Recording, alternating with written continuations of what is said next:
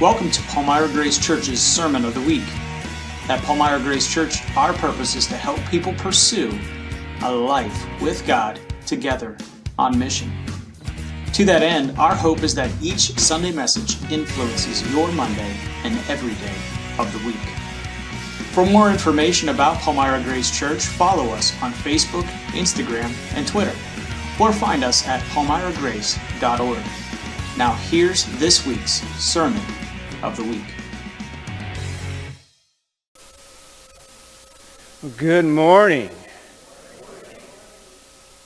June, the first week, the second week, the third week, and maybe the fourth week, all depends, is one of my top 10 seasons of the year. Christmas is my best. Thanksgiving is second, not because of the turkey, because of the pumpkin pie. Fresh pumpkins, right? If anyone here wants to make me a fresh pumpkin pie, I'll preach in Thanksgiving service for you. Free, just the pie. But do you know why the first 3 weeks of June is in my top 10 season? Fresh strawberries. And I take them serious. Woo! Every time I buy a piece of land or move in a new house, the first thing I do before I build a house on that land or even start any plans, I take my tiller out, I go to the back of the lot, and I till about 100 feet long and 4 foot wide, and I plant 2 rows of strawberries. One for my wife and my kids, the other one for me. And I water them. You got to weed them. My kids won't weed. My wife won't even touch them. They'll eat them. I put fertilizer on them. And if you know anything about fresh strawberries, you have to get runners. And those runners come through and you got to put them in dirt because those are the good ones next year. I take them seriously. Matter of fact, you know what the last 2 weeks I've been eating? Strawberries. You preach it, ma'am. Not these here. You know, the ones that should have been picked last week, but I missed them. You can have them. You don't want them. Not these here, frozen. I can't eat these. You know what they say do with these things here? Put them in slushies. I don't do slushies. What about these here? California things? I can't do them. They're not fresh. Is anything fresh from California nowadays? Sorry, guys. Oh, look what I have in here. Fresh strawberries picked yesterday. Want one? Sorry, it came from my row.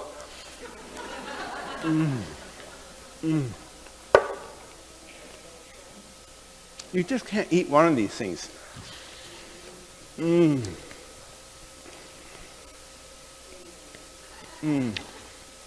Anyone here can make a good shortcake? I've got the strawberries. I got all kinds of them. You know, when you experience the Beatitudes, when Jesus touches you through the Beatitudes, you are a fresh light to the little part of the world that you live in. Not the whole world, just the little part. You are that moment at work. They told me not to do this in seminary, you know that? I think they were wrong, though. You were good. You're that moment, that delicious moment at home. Man, when God touches you through a beatitude and the blessedness of God, you are that taste. You're that moment at home. And it's fresh. And it's good. It's not nice on the outside and terrible on the inside. I can't eat these. It's not frozen. It surely is not rotten. It's good. Is it not? When you taste the Beatitude, you are fresh life in the little part of the world that you do life. Think about that for a second. When you taste the Beatitude, you are a fresh life. That taste of freshness. So will you turn your Bibles to Matthew 5:13? Matthew 5:13. Let's look at how fresh Jesus was in his teaching and how fresh life he taught in Matthew 5 and Matthew 6. And we're going to spend the rest of the summer talking about fresh life. Because the Beatitudes, when you experience them, you are fresh. It is a moment in life. And I experience it every June because I take the time to plant strawberries and weed them, water them. And now I don't have to pay $7 a quart either. But they're good. Matthew 5:13. But I want to do something a little bit different. I want to go back. So if you have your Bible, you can just turn back and look at verse 3 of Matthew 5. If you don't, this is on the screen. I want to read the Beatitudes because we just spent 8 weeks experiencing these Beatitudes.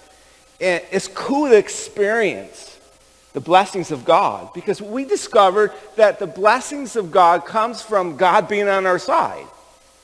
And throughout life, we need to be blessed. And we are totally blessed. Blessed are the poor in spirit. In other words, in the lowest day of our life, God humbles us in life. We are blessed. For theirs is the kingdom of heaven. Blessed are those who mourn. We just cry out. There are days in life we cry out. We mourn. For you will be comforted. Blessed are the meek, for they will inherit the earth. Blessed are those who hunger. Ooh, hunger. Is there any hunger here today for a strawberry? I might share them with the teenagers. They're pretty cool. Blessed are those who hunger and thirst for what? Righteousness. When we thirst for the right answer in life, no matter what stage of life we're in, we are a fresh taste because we are filled with the power of God. Blessed are the merciful, for they will be shown what? Mercy. Does this bring back any memories? Blessed are the poor, pure in heart, for they will see God. Ever been in a room alone and taste the presence of God? Oh, that is a fresh taste. And I cannot wait to get to heaven and, to see the glory. Hopefully I have 40 more years. That would give me 95. I'd take that. Blessed are the peacemakers, for they will be called children of God. We are God's children. We have the power of God on our side when we bring peace to the crazy world we live in. Verse 10, blessed are those who are persecuted because of righteousness, kingdom persecution, for theirs is the kingdom of heaven. Oh, what a taste.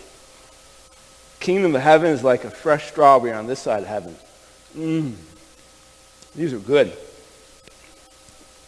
Let's just start a strawberry business. Verse 11. Blessed are you when people insult you. You been insulted lately? Just listen to the news. Don't take long, right? All depends what side you're on. When they insult you, persecute you, and falsely say all kinds of evil against you because of me, rejoice and be glad, because great is your reward in heaven. For in the same way they persecuted the prophets who were before you. Now Jesus does an amazing thing. He shares all these blessings, one right down the other. We taste these blessings. And what's the very next word that comes out of his mouth? You. He takes the focus right off the blessings and he puts it right on you. And here in this chapter, the emphasis is on you 2 times.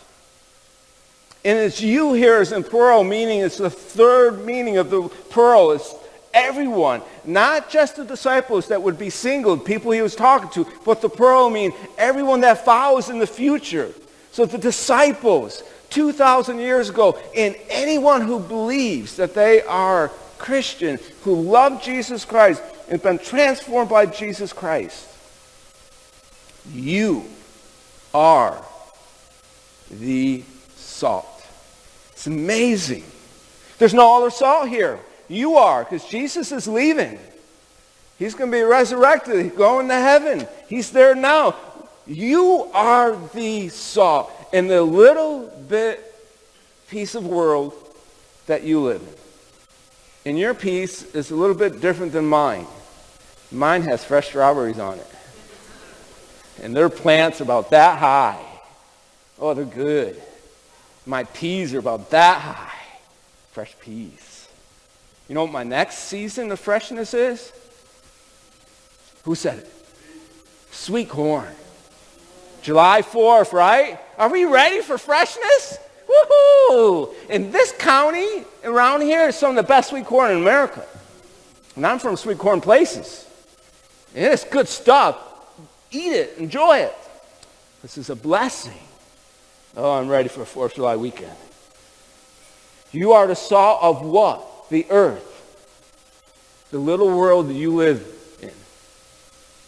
And we all live in this little world. We try as parents to shelter our kids, but it don't work. They find the world sooner or later. I tried. It didn't work.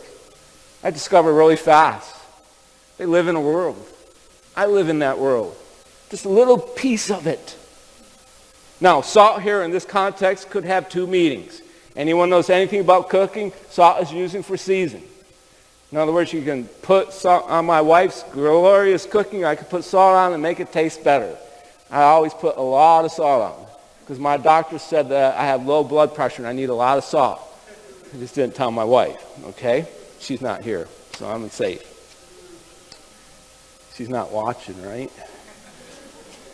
But you are the salt of the earth. I don't believe that's what Jesus means here because he's talking the earth. And the earth here in the context is evil and darkness. And you can't put salt on darkness to make it taste better. It doesn't work. It makes the evil more evil. So what is he talking about here? He's talking about salt that preserves. In other words, you put salt on meat, it'll last longer. We just put it in the freezer and freeze it. But back then they didn't have that. They had salt. And that's how they preserved the food to make it last a little bit longer. So you are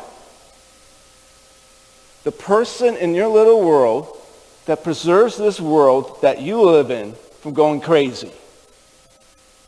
You ever look at it that way? When you go to work and that boss mocks you and laughs at you, hey, stop. Have a strawberry. Bring a strawberry with you and eat it. Says, I am a fresh life here, and this corruption and this evil is not going to win. I'm here. I can smile. You can mock me, pick on me all you want. I'm just going to smile. You ever do that before? It's actually fun. I love it. Learning how to love someone that hates you is fun because it's what? Salt on a heart that preserves it and challenges it in an evil situation. Have you ever wondered how many evangelical Christians there are in America? I've asked this week a few people. One person said 20 million, one person said 30 million, one person didn't even know. But I did some research on the internet, and the internet's true, right? Why are you laughing? Teenagers aren't laughing. They all believe it. It's true. What you read on the internet is true to the person that wrote it, and that's about it, okay? But think about it.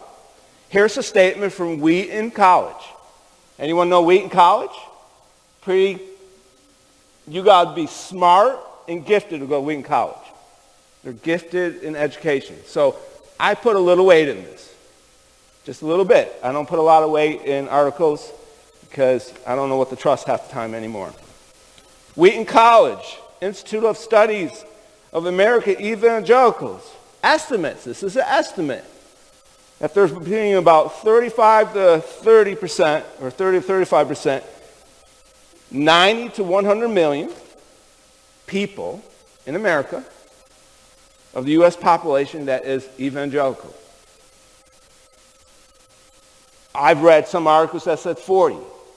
We don't know the exact number, but can we go between 40 and 100? And where I learned education, that is 70 million. Let's be conservative. Can we take 70 million evangelical believers that are right here in America today? We're not going anywhere. And we are the salt that preserves this culture from going off the wall. Think about that for a second. What would happen if we built a worship center that could handle all 70 million of us? It's called heaven, right? That's going to be a taste. That's why we have so many churches, because there's not one big enough in this world. There's not a place big enough to build it. If you could engineer a building for 70 million people, I want to see it. It's called a new heaven and a new earth. And that's just who are alive now, not counting the last 2,000 years and before that. That's how powerful we are. And all 70 million of these evangelical believers are a fresh taste. Are they not? These things are good in their little world. Are you not? Think about it. Now, here's the challenge about freshness. Jesus gives two challenges in this text. One to pray and one about freshness. But if salt loses its saltiness, can salt lose its saltiness? No. Anyone knows anything about salt? It can't lose saltiness. It's what? Mineral. It's still going to be salt no matter what you do to it. Can salt lose its salt? No. But if salt loses saltiness, how can it be made salty again? It can't. But in this context, Jesus is not talking about losing it. He's talking about the contamination of it. In the Dead Sea, there was a lot of salt. They would mine it. They didn't have the way to separate it from other minerals, like gypsum and all the rock minerals that was around it. So they just mined it all in a pile and sold it, and you brought it home. It might have more gypsum in it than it does salt. You know what you did with that? You threw it outside on the trail, and you walked on it like a stone, a mineral. You didn't put it in your garden because it would cause damage. So can salt be contaminated? Yes. Can strawberries be contaminated? You bet. These are contaminated. Are they not? If you've had one of these, a fresh taste, look at that. That thing's bigger than mine. Who wants that one and who wants this one? Think about it. Here, you can have that one. I am not eating anything from California. Forget it. I can't eat these things because they're beautiful on the outside, but in the inside, they're what? They're not fresh. Are you fresh on the inside? Or are you contaminated?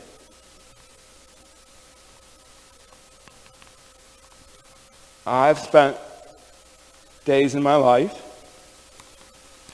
unfortunately, where I looked really nice on the outside, but inside it wasn't too fresh. But, praise God for the first beatitude. Blessed are those who are poor of spirit. You can just stop wherever you are and say, God, make me fresh. And you can take these things that are beautiful on the outside and make them beautiful on the inside. And I challenge the young ones here, don't leave home unless you're fresh on the inside. You have parents that love you, that are Christians. I never had that. They're better than anything that I ever had. Take this opportunity. Don't believe excuses that we're all hypocrites in the church. We are not hypocrites. We are fresh strawberries. And we're good. And we love people. We're not perfect. What about these? Have you ever had a time in life where you're frozen? You didn't know what to do? We just came out of that stage, right? Where as a nation, we were frozen for months. And we're just getting back to freedom where we could take a mask off and talk to people and have a fresh relationship and enjoy each other again. Is your spirit frozen on the inside? It's a time just to cry out to Jesus and more and say, Jesus, my heart's frozen. You know, it's tough to go through life without being frozen at least once. Ask anyone here that has no hair and grayer than mine. They have more wisdom. They probably would agree with me and share a lot of stories. Right, wise guys? Very wise men. They've been there. What about these rotten ones? Have you ever been rotten inside? This scares me. Seems like the older we get as men, the more rotten and bitter we can be. This world, I hate this world, this country, this government is rotten. That's all I hear. But that's what it looks like. You know what that is? That strawberry a week ago was really good. Do you want this? I don't. Can I encourage you? Don't let the bitternesses of life, we've all been there. Don't let the excuses of life and the bitternesses of life take away your freshness. Find a place early in life. Find a place where you connect with the freshness of God. I don't know where that place is, but find it and figure it out early in your faith. These things are good for marriages. Freshness is good for marriages, right, ladies? A husband that's fresh and kind, it's good for a marriage. And ladies, with nice, sweet, fresh attitudes, it's even better for a marriage, right? Can I preach again next month? Or is that enough that I got myself in trouble? But you know, Jesus always saves the best for the last.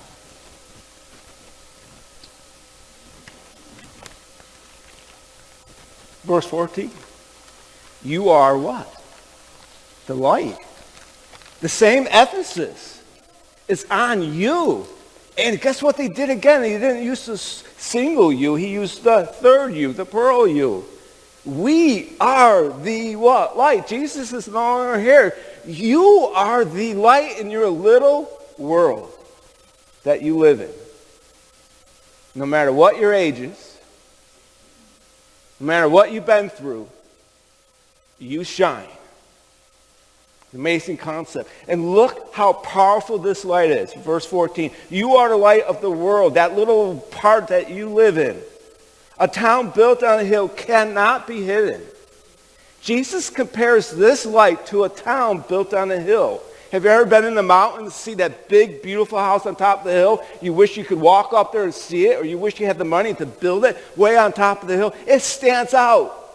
It's beautiful. That's who you are, wherever your little world is. Not just you, all 70 million evangelicals plus in America. And we're not going anywhere. Nowhere. And the doomers on one side want to attack us. Go ahead. It just sharpens us a little bit. Because we have a fresh God with power. Do we not? Oh. But verse 13. Neither do people light a lamp and put it under a bowl. You know, I don't pick strawberries and just leave them there. I eat them. You want one? My roll, you can't have it. It's hard to preach with seeds in your mouth from a strawberry. You know that? Neither do people light a lamp and put it, what? On a desk and put a cover over it. When you walk in a room, what do? You turn the light on and you use it. You don't walk in, turn the light on, and put something over the light. That would be weird. That's like having fresh strawberries and eating the rotten ones. Stupid. It just doesn't make any sense. Instead, they put their light on a stand, and it gives light to who? Circle that word. Everyone in the room. You are this fresh taste to everyone in your life that you shine around. In your little bit part of the world, you're that fresh taste. You're that life. You're that fresh life. You are there. And God is working through you in You are shining in that situation like a powerful light, a powerful house on top of a mountain with beauty. All 70 million plus of us. Our light is mighty, is it not, in America? Think about it. No matter what's going on in our country, I kiss the dirt when I come back from another country here because of these 70 million evangelical Christians. They've radically changed my life because someone loved me. A light loved me. It's amazing. You know, Jesus ends this section with a little challenge, with another verse, with a prayer challenge. Verse 16. In the same way, let your light shine. What's the command here? Very simple. No, this is nothing new. I'm just adding a strawberry to it. Hopefully it'll connect when you have a strawberry shortcake this week. You remember, you see a strawberry, that you are the light, and Jesus wants us to shine. Turn the switch on. It's called a beatitude. Light the lamp. Wherever you are, you shine. Before who? Others. Not to yourself, but before others, that they may see what? What you say? No. I think if the evangelical church took a year off and said nothing and did a heck of a lot more good deeds, we'd be a great nation again. Because people would see the true love of Jesus. Because we're in a state in America because it's hard for them to hear. There's so much debate going on, no one listens anymore. So we almost have to be quiet and just love through what? Good deeds. When it's time at work, someone's mocking you, love them. It's hard. It's fun. All at the same time. Good deeds, positive moral values, positive moral work, something that's positive. No, stop looking for another job. Just do something positive to the boss that criticizes you. I've been there. I have a sister who criticizes me all the time. My wife says, Dave, you got to love her. Why are family members so hard to love? Have you guys ever had that problem before? And what will happen? And glorify your Father in heaven. I want to make this simple. I'll give you a challenge. Jesus, work one good deed in my life. In my little part of my world. Post-COVID, right? Can we say post-COVID? Yes, we're there. We're getting there, right? We are getting there. And has God protected us? Yes. Are we still alive? Have people died? And has he provided a way, safety for us? Yes. He is not done with us. We are a powerful light, and we are still shining. Are we not? God. One, just one, not two. One fresh strawberry taste to someone in your little world the next month. Is God big enough? Do our teens need to see that? Do our old fogies need to see that? You bet. Because it excites them. Because they know what wisdom is. But are you too old for God to do one more miracle in your life? No. You're too young. You're not done yet. One good deed. Want to take a challenge? Let me share a good deed. Things just are weird in my life. Things go on crazy. These stories are real. It's how I live. And I've been going to breakfast at McDonald's before I met my wife. I've known her for 30 years and been married 28 years. Because I needed a place alone from the world to meet Jesus every day, because my background and becoming a Christian, I needed Jesus every day to survive.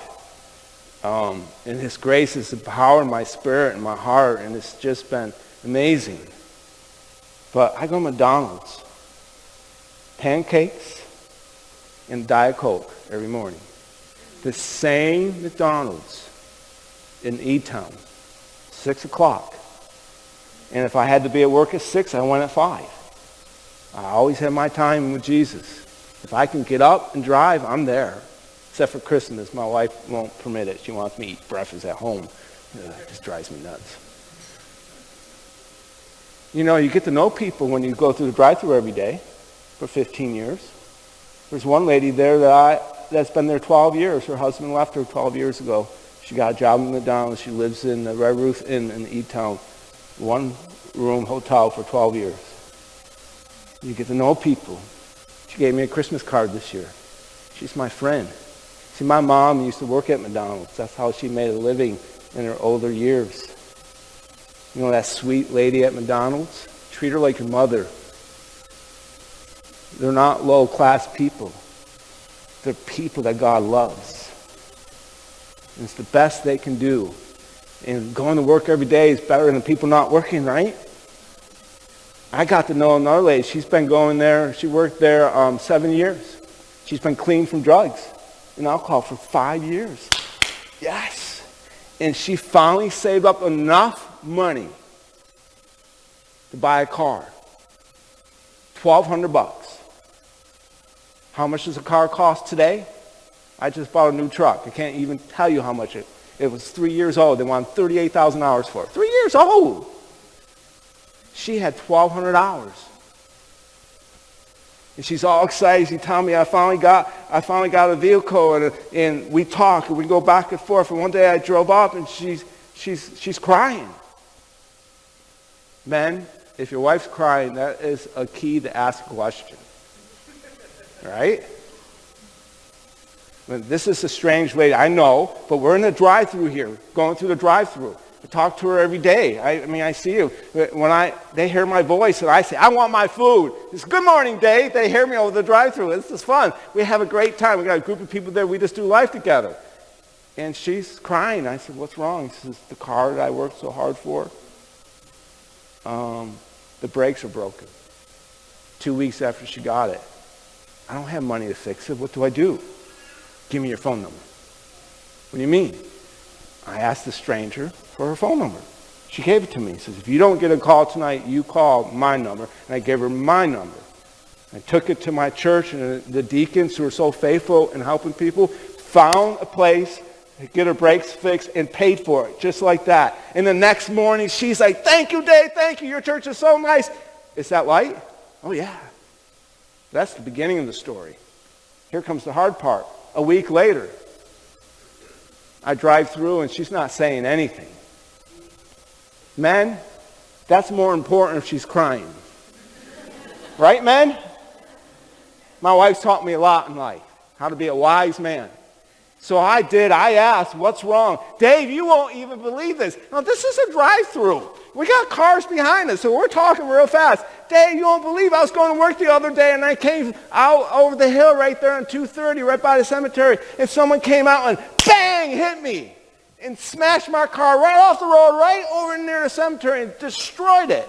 Are you okay? Oh, yeah, I'm fine. So I asked her this question. I mean, it might be too personal a question. How much money did the insurance company give you? She goes, $1,000. So you lost $200. She says, yeah. I don't know what to do, Dave.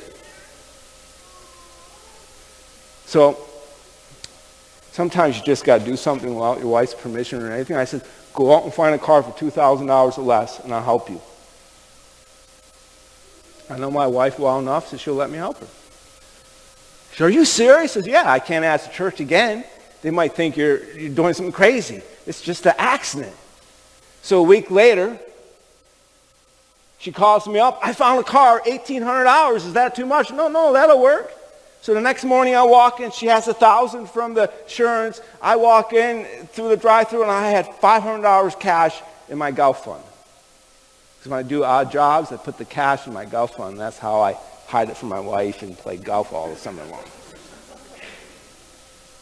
See, he's laughing. You better ask him what his cash fund is.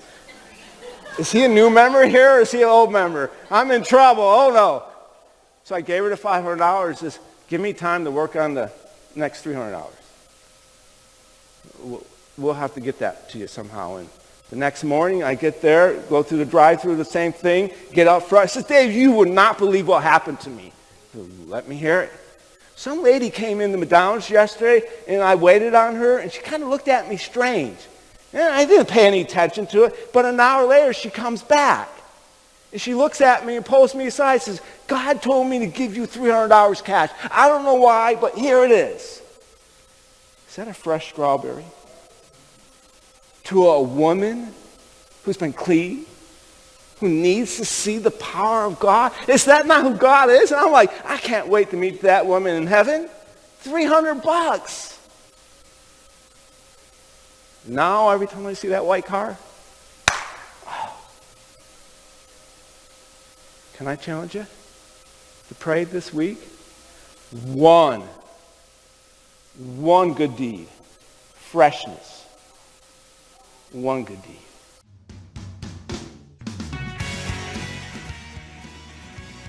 Thanks for joining us for this Sermon of the Week. If you found this sermon helpful, please share it with a friend in person or on social media. Let us know you were here by going to palmyragrace.org/I-was-here. You can also sign up for our news and events at palmyragrace.org/resources. We hope God spoke to you today and that you can share His good news with someone this week.